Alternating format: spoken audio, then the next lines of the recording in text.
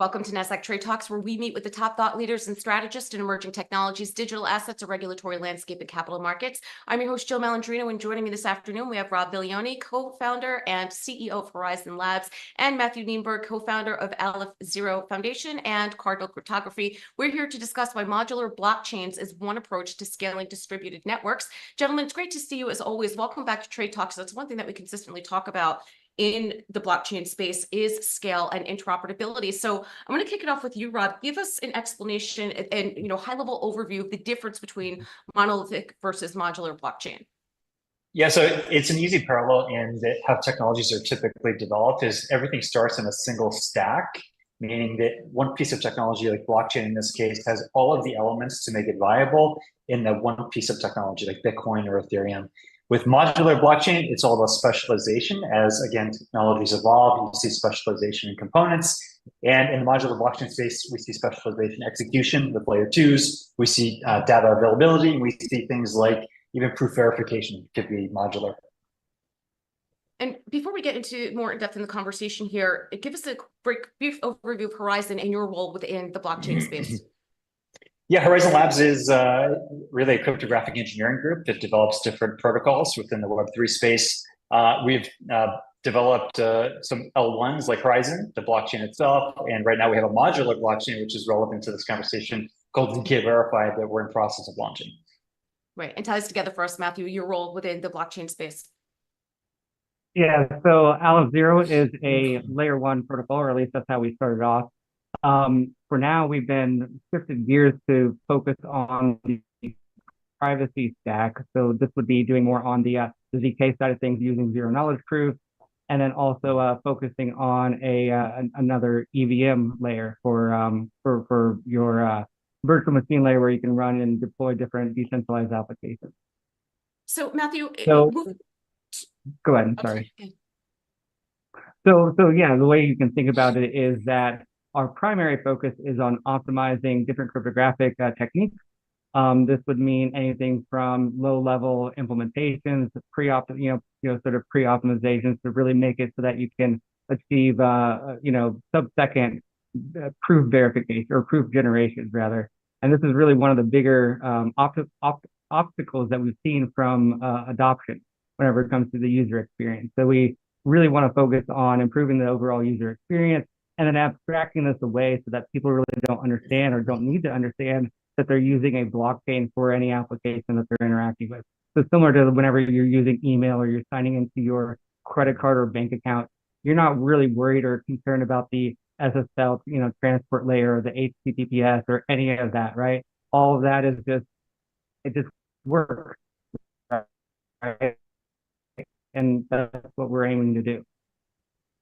Well, it's so interesting. I feel like 2024, this really has been a year of the user experience. It's a theme that we've covered more so than years in the past, because now that we're seeing more scalable adoption, I think it really does matter at the end of the day how the end user is processing it and integrating it into their systems. And I think that's encouraging. It shows that there's maturity in this space. So when you think about modular blockchains, will that change anything for developers, the integration process? Does it change the calculus at all? So you do have to think a little bit different about deploying your application whenever it's on a modular stack. So you have different components that the data is sitting on or where the execution layer is. This is complete, as Rob was bringing up, this is completely different than a monolithic stack where everything is sort of available to everybody else. All applications are able to see all the data. They're able to make calls to these other smart contracts, to these other programs.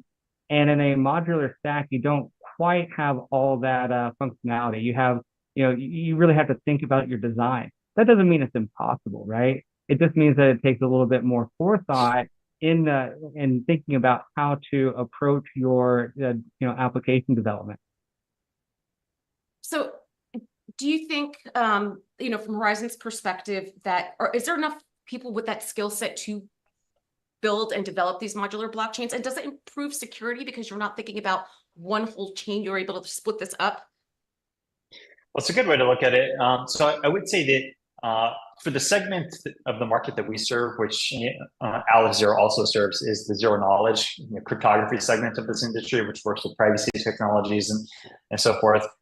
there's a very limited set of developers in that space. It's growing substantially, but it's a different skill set for sure than writing a basic smart contract to be able to, have a corresponding, zero knowledge circuit that works with that smart contract. So modular blockchain we're applying to make it easier for developers, and it basically there's kind of like a 1 or 2 line of code shift, basically an RPC call within your application that you could do at least one component of kind of the value chain for ZK on verification. Like it's the same thing with data availability or execution layers that Matt was referring to. Ultimately, at the end of the day, if modular blockchain will be useful and will have an uptake, it's going to have dominant either usability features or security features where you're parsing out elements of your stack to specialized systems.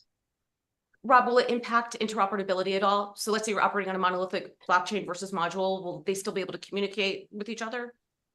Absolutely, yeah. So these systems are designed actually to facilitate interoperability, and even by virtue of how they're designed, they are interoperable, or systems that are interoperable with the older monolithic stacks. And I think that's going to drive additional interoperability because as an end into itself, interoperability is very high on the list of things that we have to do as an industry. Right. And Matthew, what differentiates ZK Verify?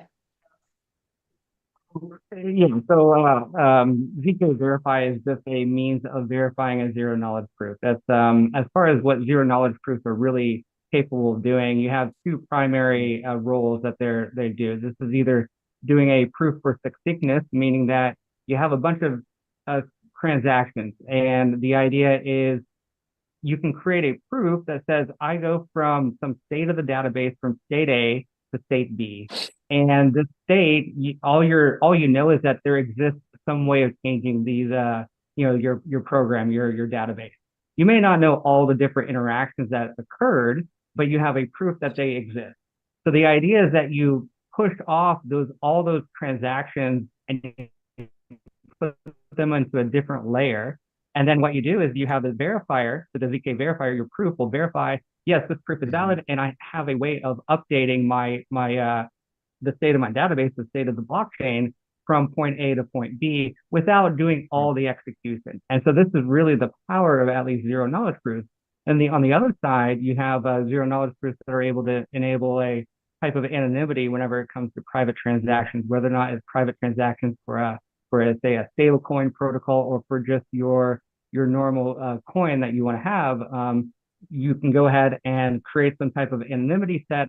This anonymity set will go ahead and allow for you to transfer funds without knowing who the sender or the recipient are.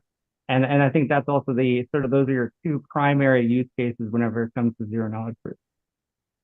I see you nodding in agreement, Rob. I am, yeah, exactly. I love ZK Verify, but for a variety of reasons, but also because I think this is where the industry is going. You're going to see specialization across the board. Because specialization drives efficiencies, it drives massive cost reductions, and at the end of the day, interoperability.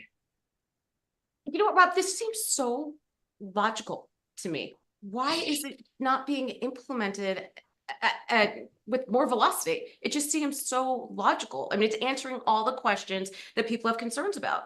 Transparency, traceability, accountability, it's happening in real time.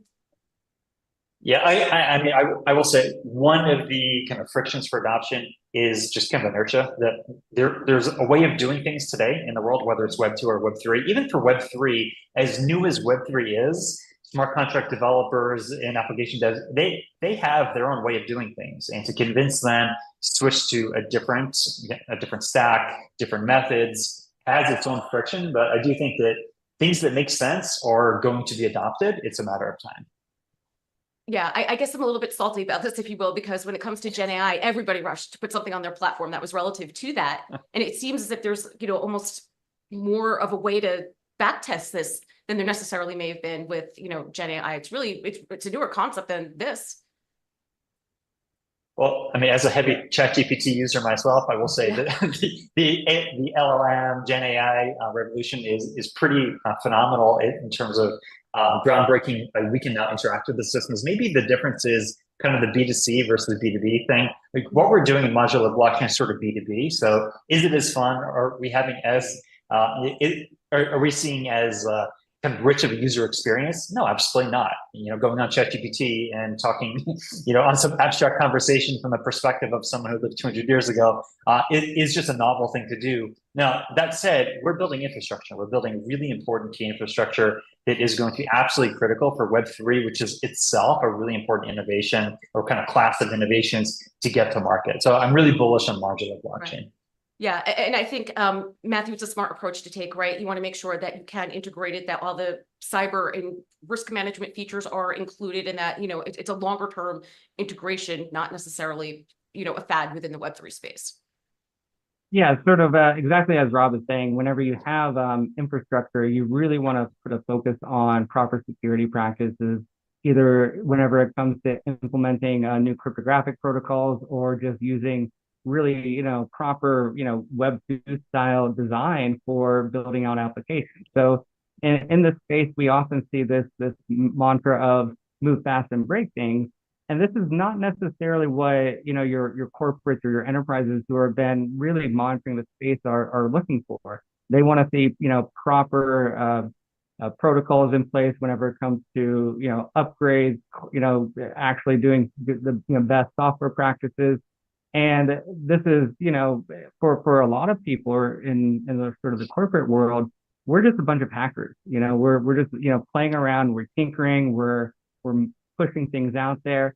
And this is not what you are looking for whenever you're say a large telecom, for instance, right? You're really looking for more of that stability, more of that security, more of those proper practices that are actually being implemented by some of the, I think like both ourselves as well as ZK Verify are doing. All right, appreciate both of your insights. Thanks for joining us on Trade Talks. I'm Jill Malandrino, Global Markets Reporter at Nasdaq.